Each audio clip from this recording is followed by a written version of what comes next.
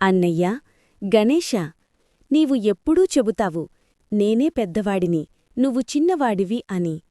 కాని ఈరోజు నేను నీకు ఒక మహత్తరమైన రహస్యం చెబుతాను.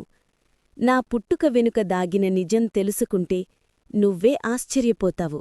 అయ్యో, నిజమా? నాకు కొత్తగా ఏదో చెప్తున్నావన్నమాట. వెంటనే చెప్పు, తమ్ముడా. ఒకప్పుడు తారకాసురుడు అనే రాక్షసుడు దేవతలందరినీ భయపెట్టాడు. అతను అంత శక్తివంతుడు, ఎవ్వరూ అతన్ని జయించలేకపోయారు. అందరికీ ఒకే భయం, ఇక లోకానికి అంతమా అని. అప్పుడు బ్రహ్మదేవుడు చెప్పాడు, తారకాసురుణ్ణి సంహరించగల శక్తి శివపార్వతుల కుమారుడికే ఉంది అని. కాని సమస్య ఏమిటంటే ఇంకా ఆ కుమారుడు పుట్టలేదు. అంటే అప్పుడే నువ్వు జన్మించావా? అవునన్నయ్యా, దేవతల ప్రార్థన విని అమ్మ పార్వతీ తల్లి రూపంలో అవతరించింది. ఆమె కెరుణతోనే నేను జన్మించాను.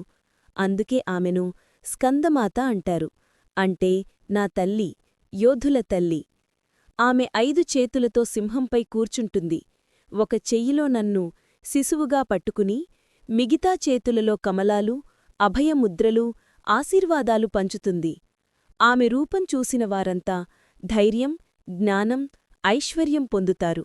తల్లి ఆశీర్వాదంతోనే నేను యుద్ధరంగంలోకి దిగి తారకాసురుణ్ణి సంహరించాను.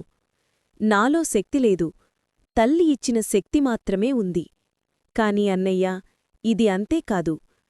తరువాతి కాలంలో మహిషాసురుడు అనే రాక్షసుడు కూడా ప్రపంచాన్ని భయపెట్టాడు. అప్పుడు అన్ని దేవతల శక్తులూ కలిసి దుర్గామాతగా అవతరించాయి. ఆ యుద్ధంలో కూడా స్కందమాత శక్తి తప్పనిసరి అయింది.